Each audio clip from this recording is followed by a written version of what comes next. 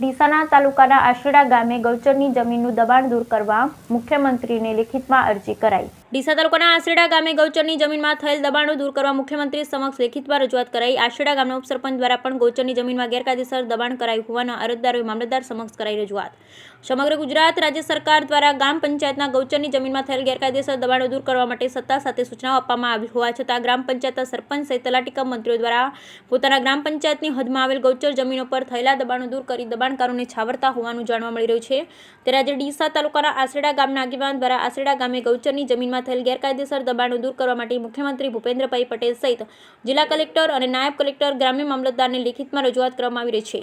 રજૂઆત કરવા આવેલા અરજદારે જણાવ્યું હતું કે આશેડા ગામે અગાઉ ગૌચરની જમીનમાં થયેલ ગેરકાયદેસર દબાણો પંચાયત દ્વારા દૂર કરવામાં આવ્યા હતા, પરંતુ બાદમાં ફરીથી ગૌચરની જમીનમાં આશેડા ગ્રામ પંચાયતના ઉપસરપંચ સહિત દબાણકારો દ્વારા ગેરકાયદેસર દબાણો કરી ખેતી પાક લેતા હોવાની રજૂઆત ગ્રામ્ય મામલતદાર કચેરી ખાતે લેખિતમાં કરવામાં આવી છે અને તાત્કાલિક અસરથી આશેડા ગામે ગૌચરની જમીનમાં થયેલ ગેરકાયદેસર દબાણો દૂર કરી ગૌચરની જમીન ખુલ્લી કરવામાં આવે તેવી માંગ કરવામાં આવી હતી।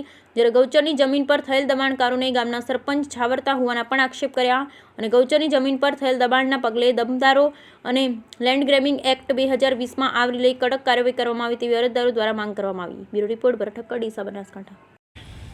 मुझे गाँव आशेड़ा तालुका ડીસા जिलो बनासकांठा का रहीश वो झाला जोताजी सरदार जी आप साहेब तमे नम्र विनंती करूँ छे कि અમારે આશેડા ગામમાં ગૌચરનું દબાણ ઘણા પ્રમાણમાં મોટા પાયે થયેલ છે।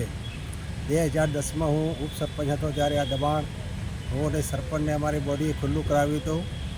એની પાછળ માથાભારે સરપંચ ઉપસરપંચની આવેલા તેમણે દબાણદારો પાસેથી મિલી ભગત બનીને દબાણ ખુલ્લું કરવા રૂપિયા ખાઈને દબાણ ખુલ્લું કરવા જતા નથી અને જે ગૌચરની જમીનમાં હાલ ઉપસરપંચ બાબુજી ખેમાજી સોરાવડા એમણે પણ 50 થી 60 વીઘા જમીન ગૌચરનું દબાણ કરેલ છે હાલની તારીખમાં। આપ સાહેબને નમ્ર વિનંતી છે કે અમે લેખિતમાં ફરિયાદ મામલતદાર સાહેબને પણ આપેલી છે અને મૌખિકમાં વારંવાર રજૂઆતો કરી પણ કોઈ સાંભળતું નથી। તો અમારી નમ્ર વિનંતી છે કે અમારા આશેડા ગામનું ગૌચરનું દબાણ તાત્કાલિક ખાલી કરવા માટે અમે નમ્ર વિનંતી કરીએ છીએ। એ જે ગૌચરનું દબાણ કરેલું છે પેલા ભાઈએ, એમાં શું શું અત્યારે થાય છે? હા, ખેતી બીજી થાય કરી? હા, ખેતી સાહેબ બધી વાવેતર થાય, બધાય નહીં। કોને કોને વાવેતર થાય? બધાને। એ દબાણદારો તો ઘણા છે, એમનું નામ બોલો? હા બોલો।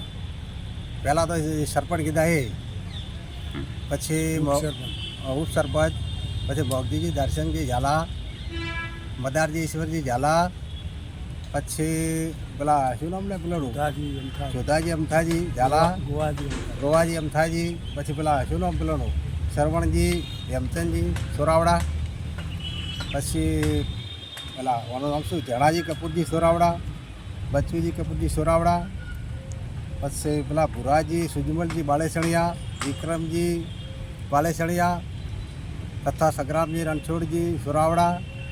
નામ તો સાહેબ ઘણા છે।